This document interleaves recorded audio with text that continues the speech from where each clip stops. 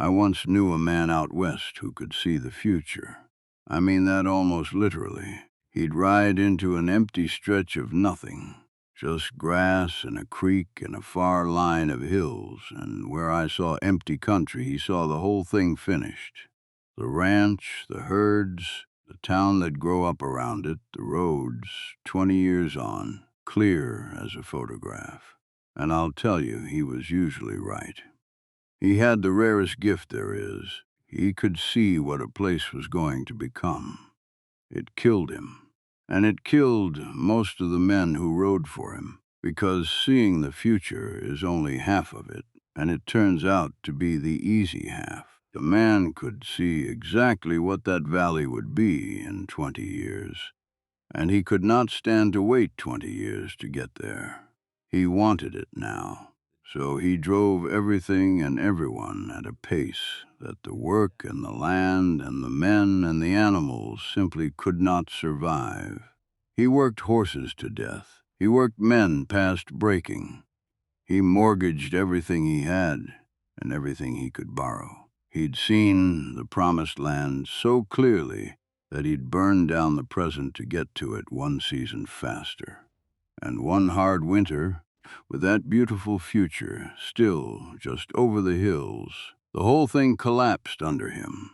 The men quit or died, the animals dropped, the creditors came, and he lost all of it, every acre, with the vision still bright and clear in his head. I tell you about him because today we're going after one of the most hated men in all of Chinese history, the textbook monster. The tyrant who took one of the richest, most promising empires the world had ever seen and ran it straight into the grave in about 14 years. And everyone agrees he was a vain, cruel, megalomaniac fool. I'm not going to tell you he was a good man, but I am going to tell you that vain, cruel fool is a lazy diagnosis that misses the real disease entirely. And the real disease is one that can kill you, and the people who follow you just as dead. Let me show you. First, let's lay out the case against him, the way everybody tells it, because it's not wrong exactly, it's just shallow. He inherited an empire at its peak. The dynasty before him had reunited China after centuries of division, and handed him a realm that was stable, wealthy, full grain stores, a going concern at the height of its powers. He had, by any measure, one of the best starting hands any ruler in history was ever dealt. And in about 14 years, he burned it to the ground. He threw immense armies of laborers at one gigantic construction project after another. A vast new canal system, a rebuilt Grand Capital, repairs and extensions to the Great Walls, driving uncountable numbers of conscripted men to dig and haul and die. He launched a series of enormous wars against a kingdom on his northeastern border, vast campaigns that swallowed armies and treasure and accomplished next to nothing. He toured his realm in staggering luxury, fleets of dragon boats, while the country groaned. And the bill for all of it came due at once. The conscription, the taxes, the deaths, the hunger broke the back of the population, and the empire exploded into rebellion. He fled south, and in the end his own bodyguards, his own men, strangled him. The dynasty he'd inherited at its glittering peak was simply gone. 14 years dead. Out of its wreckage rose the next dynasty, which would go on to one of the greatest golden ages in human history. So there's the verdict, and it's carved in 2,000 years of stone. The spoiled fool who was handed paradise and destroyed it through sheer vanity and cruelty. Case closed. Everyone agrees now. I'm not here to overturn that the disaster happened. It happened. The bodies were real. The famines were real. The rebellions were real. And a lot of the suffering really does land at his feet. This isn't one of those stories where I tell you the bad guy was secretly a good guy slandered by history. The catastrophe was genuine. What I'm here to overturn is the cause, because he was just evil and vain, tells you nothing you can use. And the real cause is a thing you should be afraid of, because it doesn't look like evil at all. It often looks like vision. Here's the first thing the vain fool story gets dead wrong. It assumes the projects were stupid, monuments to one man's ego, pyramids of pure vanity. And the centerpiece of it all, the Great Canal, was nothing of the kind. It was, in the long run, one of the most brilliant and valuable things any ruler in human history ever built. Think about the problem he was actually solving. China's wealth and its grain grew richest in the south, along the great river valleys. But its political heart, its capital, its frontiers, and its armies were in the north.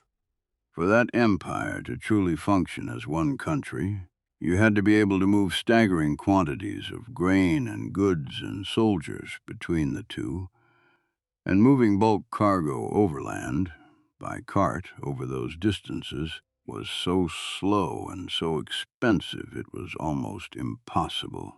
The empire's two halves couldn't properly feed and supply each other. It's a real, deep structural problem, and the canal solved it completely. By linking the rivers into one great connected waterway running north to south, he made it possible to float the wealth of the south up to the heart of the north, cheaply, in bulk, reliably. He stitched the two halves of China into a single, working economic body, and here's the part that ought to stop you cold. That canal didn't just help his dynasty. It became one of the permanent foundations of Chinese prosperity for the next 1,000 years and more. Dynasty after dynasty after dynasty got rich on the artery he dug. The golden age that came right after him, the glittering one everyone praises, floated, quite literally, on his canal. So get the vain fool story out of your head. He wasn't building a useless monument to himself. He had seen correctly a real and enormous future, a richer, more unified, more powerful China, and he had found the real road to it. On the question of what to build and why, he was not a fool at all. He may have been something closer to a visionary, which is exactly what makes what happened next so important and so frightening. Because the disaster didn't come from his vision being wrong. It came from somewhere else entirely. So if the canal was right, and the unified China he was reaching for was real, what in the world killed him? Here it is, and it's the whole point. It wasn't the what, it was the how fast. Every single one of his great projects was, on its own, a generational undertaking. A canal of that scale is the kind of thing a wise empire builds slowly, over decades, even over the reigns of several emperors. A stretch here, a stretch there, paid for out of surplus, dug by men who are also allowed to go home and farm and live. The same is true of rebuilding a capital, of the wars, of the walls. Any one of them, done patiently, spread out over a generation or two, is a heavy lift but a survivable one. He did them all at once, stacked on top of each other. In a handful of years, that's the fatal move, and it has nothing to do with vanity and everything to do with pace.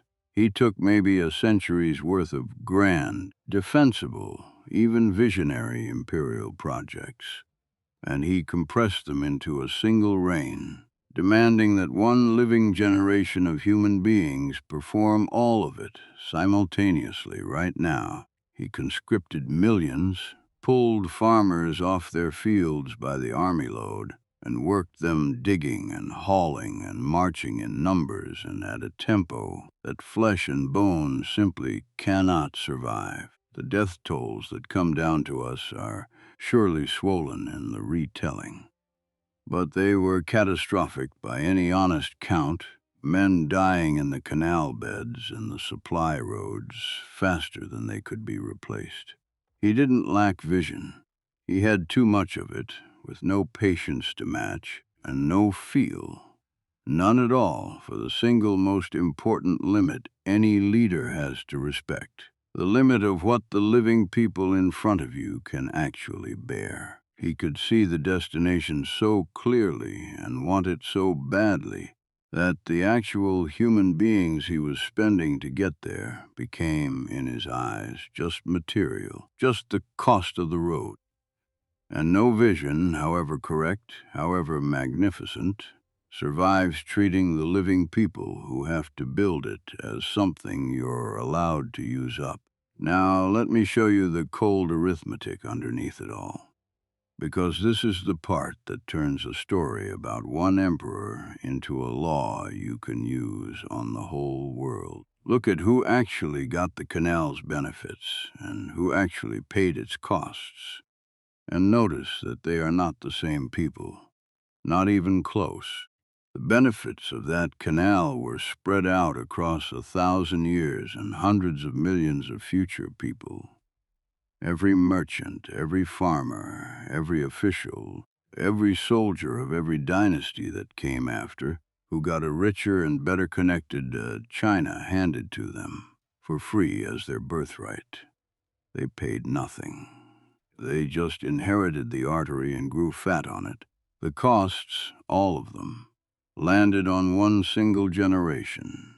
The men alive right then. They did all the digging, bore all the taxes, suffered all the conscription, and an enormous number of them died in the mud without ever seeing one grain of the prosperity they were dying to create. They paid everything and received nothing. The whole thing was a massive, brutal transfer, taking the suffering that should have been spread thin across many generations and dumping the entire crushing weight of it onto the backs of the people unlucky enough to be alive while it was being built. And here's the thing about a generation you decide to spend like that. It is made of human beings, and human beings being worked to death for the benefit of people not yet born will, eventually, do the one thing left to them. They rise up. That's all the rebellions really were, underneath the chaos, the present, refusing to be sacrificed wholesale for a future it would never get to see. He had borrowed recklessly and without limit against the wealth of the future, and the present, the living, the ones actually carrying the debt, came to collect. They pulled the whole thing down, and his own guards put their hands around his throat, and the future he'd mortgaged everything to reach arrived right on schedule for somebody else. So step back. I'll tell you what I saw. I did not see mainly the cartoon tyrant of the textbooks, the vain fool who wrecked a paradise for fun. And I did not see a misunderstood hero either, because the bodies were real, and a great deal of the ruin really is his. What I saw was something far more useful and far more frightening than either. A man who was right about the destination and catastrophically wrong about the pace.